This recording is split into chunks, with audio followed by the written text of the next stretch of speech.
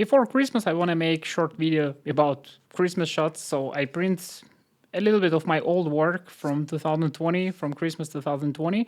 This is a little bit interesting video because I select the photos from the Cinestill 800T, so it's a tungsten balanced film, and I will print it in several formats, like these small pictures and one big picture. So, and I just want to take a look how to make corrections with this like high-speed film, and it's tungsten balance, and it's actually motion picture film. So I have a little bit of experience, and it prints actually quite well. Let's bring up my archive and start searching for the old photos from the last year. I want to find one roll from 2020, from December, which I made with the Cinestill 800T. On this roll I have a few Christmas shots, so let's start from this one. Most of this shot it's actually in a bad lighting and it's underexposed, but because it's a Christmas I just want to have fun and print a little bit of like small prints, big prints, just to relax in darkroom. I still have the same stock solution of the RA4 chemistry with the two solutions, which is color developer and the fixer and bleach in the same batch. So let's put the warm water inside and set up the circulator inside the bath and bring up the chemicals to the proper temperature. Unfortunately, I have really bad water, it's really hard, and I have a lot of sediment on the heating elements here, so this is kind of one of the struggles what I want to eliminate in future in my like new designs of the heating of the chemicals. But for now, let's set it up for 36 degrees to compensate temperature loss and have exactly 35 degrees in the bottle.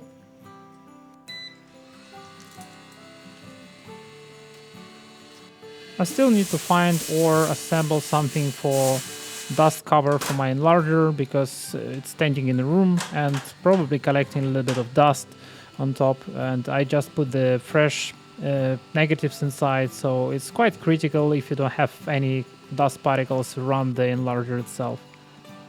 To load the negative, this carrier is quite amazing actually, so I have these two flips and I just can change them from 120 to 35 millimeters without any problems in the same enlarger, and I don't need any frames, so I just put it like this in a frame holder and just switch from 35 millimeters to 120 box or opposite direction, so it depends what I want to print, and at the moment it's box 35 for 35 millimeter.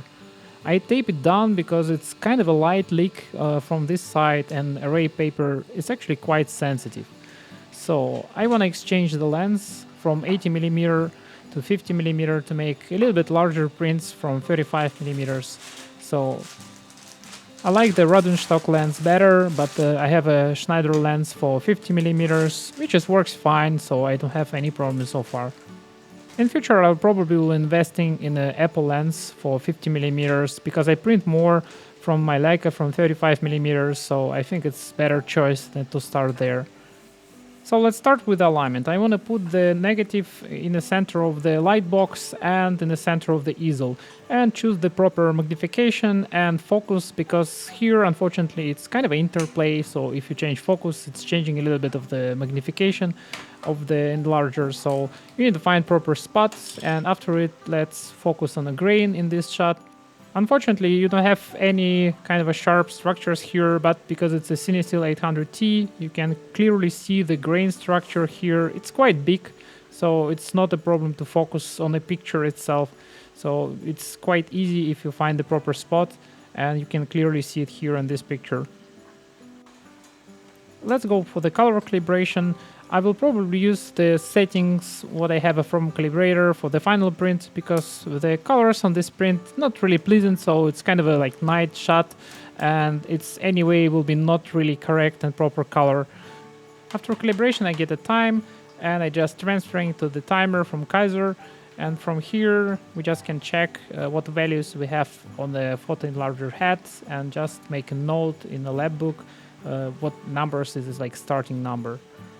Usually if numbers looks more or less symmetrical, it means your development was fine, and it means you will probably have good corrections, and maybe only cyan channel will be a little bit off because it's kind of a quite sensitive and your eye can see it really well. So let's check what is the temperature in the bottle. It should be 35 degrees, so it takes a few minutes to bring up to the 35 degrees. And after development, the first shot, it's a test print, and let's check what we have and what type of colors and exposure we have. Even from the wet print, you can see it's a lot of colors here. It's quite a vibrant film with a high grain. I really like how it prints straight from the negative without any digitalization. And after drying, it's quite close to the final print, what I want to see. It's probably a little bit off in the area of magenta here, but I think it's more cyan filter, so I will just make a corrections to one channel, so reducing cyan filter a little bit by 10 points, so it's like small correction. And let's put all the settings in my lab book. So I usually put the date, all the settings, time, usually put the distance from the photo head to the negative and which magnification I'm working with. So, and from here, let's start and develop the final print. What we have, it's still print only 27, what I developed here. So chemicals should be still good and no problems with the shadows so far. So, and big print, usually huge reveal, you not mess up any settings. Usually show all the errors what I make with the printing in this video, so you can easily, judge and make notes in your head which errors you should avoid and why it's happening here. It's also kind of my personal error logbook here. After drying, picture show a little bit different exposure and a little bit different colors, so you almost cannot see corrections what I make, but we will compare it with the test print. And I really like this picture. It's showing the ability of my Voigtlander 1.2. So this is really good bokeh there, and it's a Christmas tree, kind of a Christmas-ish, good-looking picture.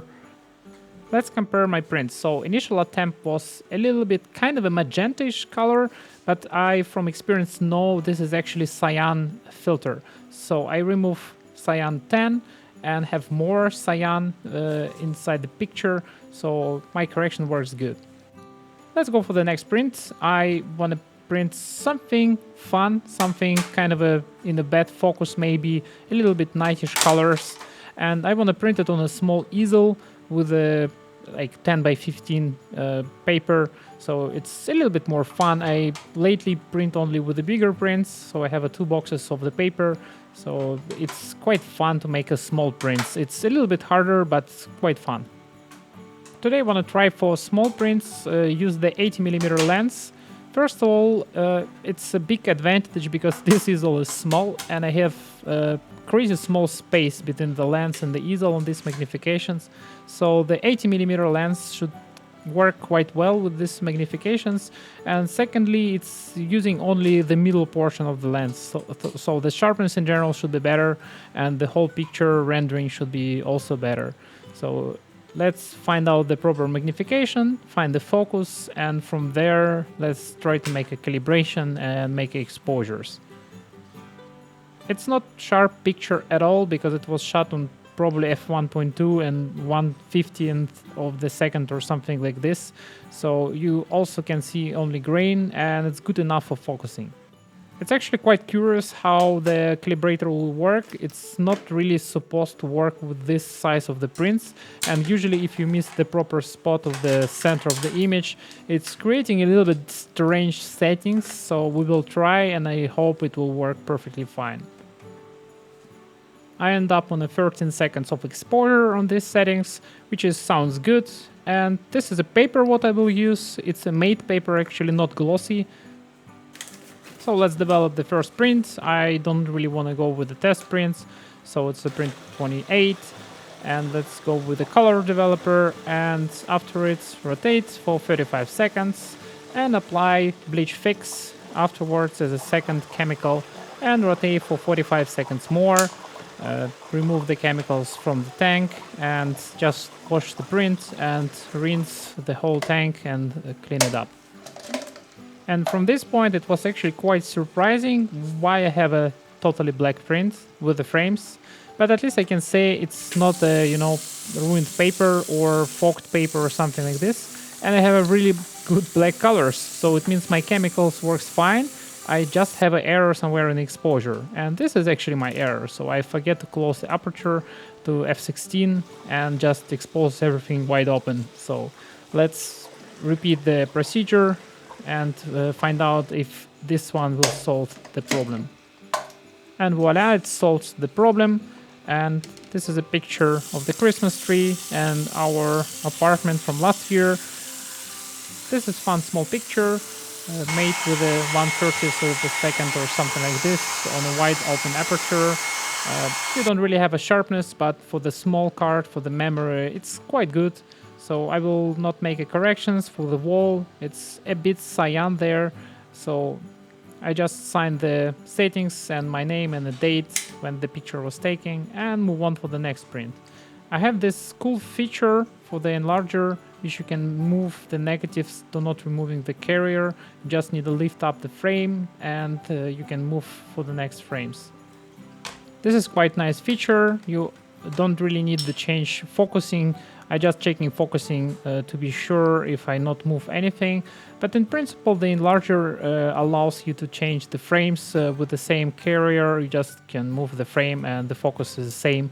So let's put F11 or F16 actually and start the calibration again for the new print and use the same settings what I have from the calibrator for the next print and transfer my time to the timer.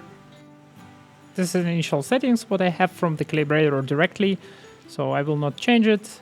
Let's remove the diffusion filter and let's start with the exposures directly on the final print. I will not make any tests because paper anyway is small and this is a print for fun more or less. In the darkroom I usually have a music, but because of the YouTube rules I actually listen them in the headphones at the moment, so to make videos for you. But in principle I really like the idea of the darkroom with the music to like have a vibe of the like process itself and getting going, because music is quite connected to the prints what you're making and what selection of the frames you have. So it's quite connected thing and quite connected experience for me. I think the Cinestill is really amazing for the night shots, especially with the lights, with the Christmas tree, some kind of a moody shots like this. So it was fun printing. I hope you like it. So for me, at least, I have a few prints for memory. And thank you for watching.